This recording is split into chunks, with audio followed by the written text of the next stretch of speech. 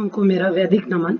बच्चों, नैतिक शिक्षा की इस ऑनलाइन श्रृंखला में मैं पुनः आप सभी का स्वागत करती हूँ। आज हम पार्ट 3 को इस वीडियो के माध्यम से समझेंगे एवं इसकी व्याख्या, शब्दार्थ और अतिरिक्त प्रश्नोत्तर करेंगे। तो आइए बच्चों, सबसे पहले हम पार्ट 3 आत्मबोध की व्याख्या करते हैं। आत्मबोध, आत्म का अर्थ है अपना, आत्मा का, बोध का मतलब है ज्ञान। तो अपनी आत्मा के विषय में जो ज्ञान है उसके विषय में इस कविता में कहा गया है।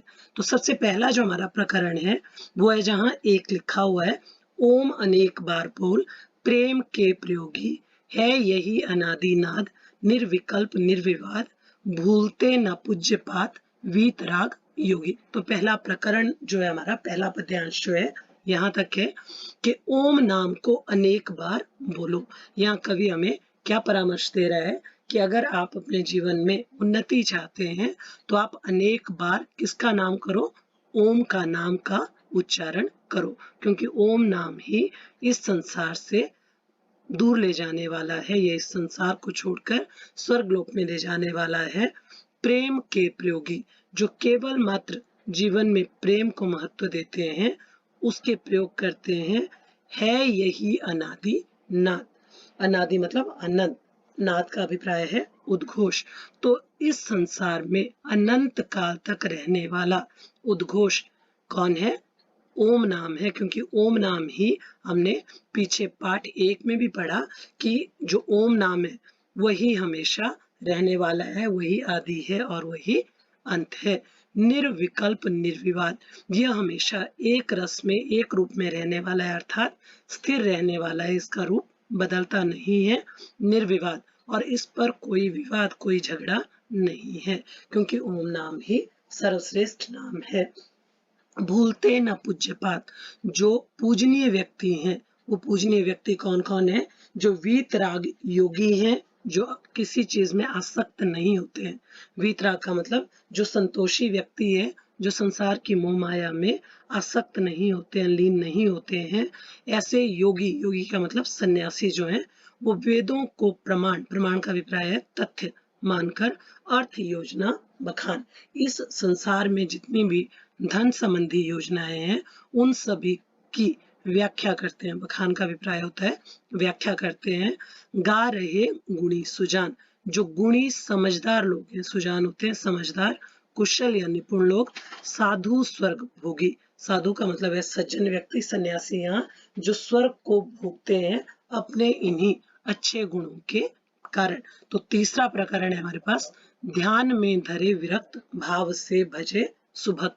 अपने ध्यान में वो केवल किसको रखते हैं? इस ओम नाम को रखते हैं। विरक्त, विरक्त का मतलब होता है अलग हो जाना, और इस संसार के सुख वैभव से वो विरक्त रहते हैं, अलग रहते हैं।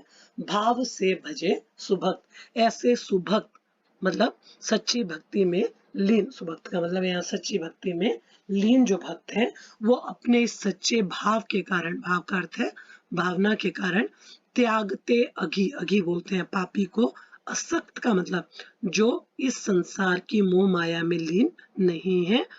पोच, पोच का अर्थ भी होता है कि जो तुच्छ व्यक्ति है या खराब व्यक्ति है, बुरा व्यक्ति है, पाप का मतलब यहाँ पापी व्यक्ति है और रोगी व्यक्ति है, वो क्या करते हैं? त्याग देते हैं इसको।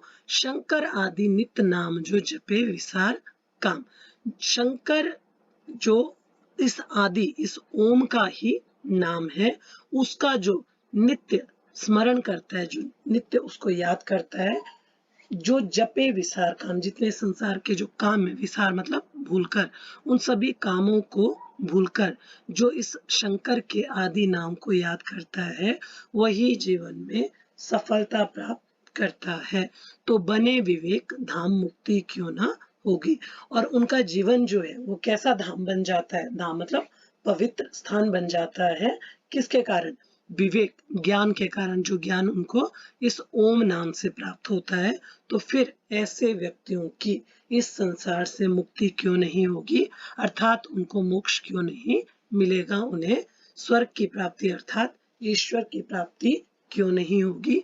ऐसे जो व्यक्ति हैं, जो नित्य प्रति उस ओम नाम में लीन रहते हैं, वो ईश्वर को अपनी सच्ची भक्ति से प्राप्त कर लेते हैं।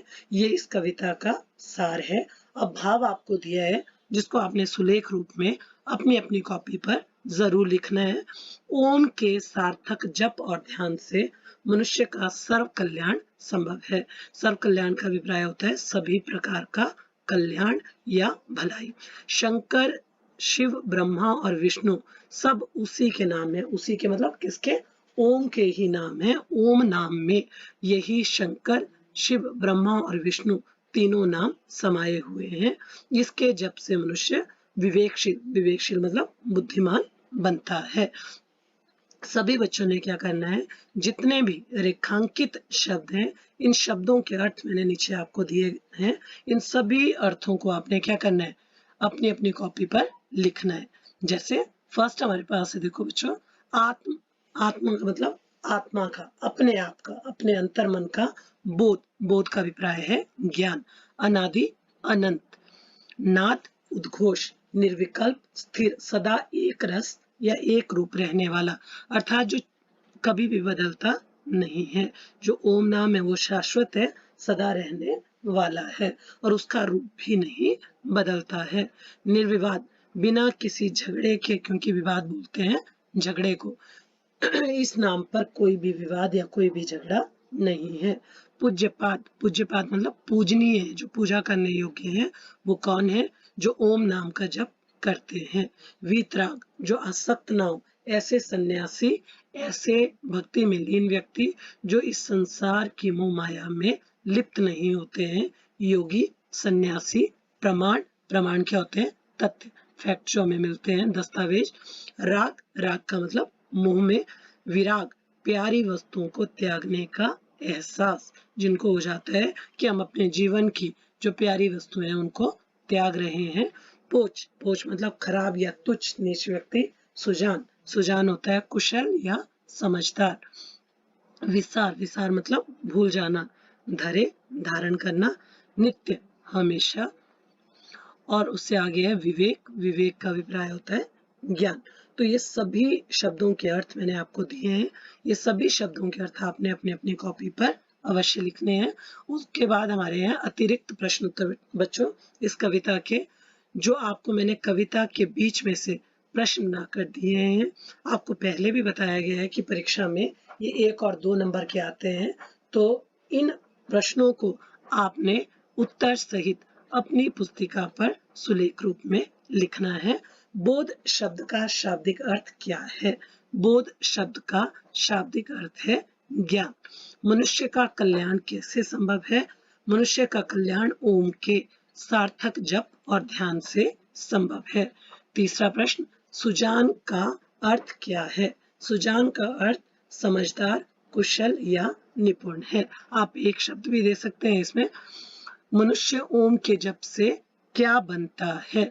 मनुष्य ओम के जप से विवेकशील बनता है। ओम के अन्य नाम क्या है? हमें दिए गए हैं कविता में कि ओम के अन्य नाम शंकर, शिव, ब्रह्मा व विष्णु हैं। निर्विकल्प का क्या अर्थ है? निर्विकल्प का अर्थ सदा एक रस एवं एक रूप रहने वाला है।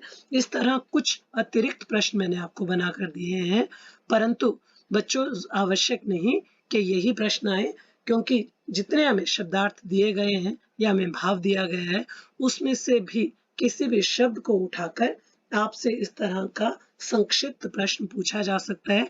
किसी और शब्द को भी प्रश्न के रूप में पूछा जा सकता है। मान लो यहाँ अगर कोई और प्रश्न हो तो उसमें यह भी पूछा जा सकता है कि धरे का क्या अर्थ है, नित्य का क्या अर्थ है, विवेक का क्या अर्थ है, पोच का क्या अर्थ है, सुजान का क्या अर्थ है, विराग का क्या अर्थ है, या पूज्यपाद का क्या अर्थ है। तो इस तरह जब आपको शब्दार्थ याद होंगे तो आप इस तरह के प्रश्नों के उत्तर देने में समर्थ हो पाएंगे। तो सभी बच्चों से मेरा यह आग्रह है कि आपने क्या करना है, सभी शब्दों के अर्थों को ध्यान से पढ़ना है बेटा, समझना है और उनको याद अवश्य करते रहना है। क्योंकि अगर हम एक एक पाठ के साथ इन शब्दों के अर्थों को याद करते रहेंगे तो हमें कठिनाई नहीं होती है। जब आप सभी शब्दों के अर्थों को, जितने पाठ हैं, इकट्ठे करना शुरू करते हैं तो फिर उसमें उलझ जाते हैं, आपको उसमें कठिनाई का अनुभव होता है। तो सभी बच्चों ने क्या करना है, पाठ 3 का जो कार्य आपको आज का मैंने दिया है, सबसे पहले आपने कविता की व्याख्या को इस वीडियो के माध्यम से समझना है। फिर जो रेखांकित शब्द हैं, उन शब्दों के अर्थ समझकर, देखकर लिखने हैं और उसके बाद आपने अपनी कॉपी पर जो ये अतिरिक्त प्रश्न उत्तर है, इन अतिरिक्त प्रश्नों को उत्तर सहित उसमें लिखना है। किसी भी बच्चे को अगर कहीं समस्या आती है तो उससे पूछने के लिए बेटा आप मेरे दूरभाष नंबर पर मुझसे संपर्क कर सकते हैं। सभी बच्चों से मेरा यह आग्रह है कि इस वीडियो को देखने के लिए सबसे पहले क्या आवश्यक है कि आप सभी बच्चे इसको सब्सक्राइब करें, इसको देखें, अच्छे से समझें और उसके बाद अपनी कॉपी पर इस कार्य को पूर्ण रूप से करें। कुछ बच्चों को अभी भी इस बात में कठिनाई हो रही है कि ये कार्य हमने क्या पूरा करना है या इसमें से कुछ प्रश्न उत्तर करने हैं या हमने शब्दार्थ करने हैं या नहीं। तो मैं एक बार पुनः आपको बताती हूँ कि जो भी आपको चाहे हिंदी में है, चाहे वो नैतिक शिक्षा के विषय में है, जो भी कार्य इन वीडियो के माध्यम से या पेनों पर जो भी आपको प्रश्न उत्तर डाले जा रहे हैं, भाषा संबंधी कार्य डाला जा रहा है, वो सारा कार्य आपने अपनी कॉपी पर करना है। जो नैतिक शिक्षा का कार्य है वो नैतिक शिक्षा की कॉपी में करना है और जो हिंदी का कार्य है वो हिंदी की कॉपी में करना है। चाहे वो ज्ञान सागर का है, चाहे वो अभ्यास सागर का कार्य है, केवल मात्र अभ्यास सागर की जो किताब है हमारे पास, जो उसमें भरने के लिए दिया गया है, केवल वही कार्य आपने पेंसिल की सहायता से अभ्यास सागर में लिखना है। अन्यथा और जो भी कार्य करवाया जा रहा है वो सारा कार्य आपने कहाँ करना है, हिंदी और नैतिक शिक्षा की कॉपी पर करना है। तो सभी बच्चों से मेरा पुनः आग्रह है कि घर में रहें, सुरक्षित रहें। धन्यवाद।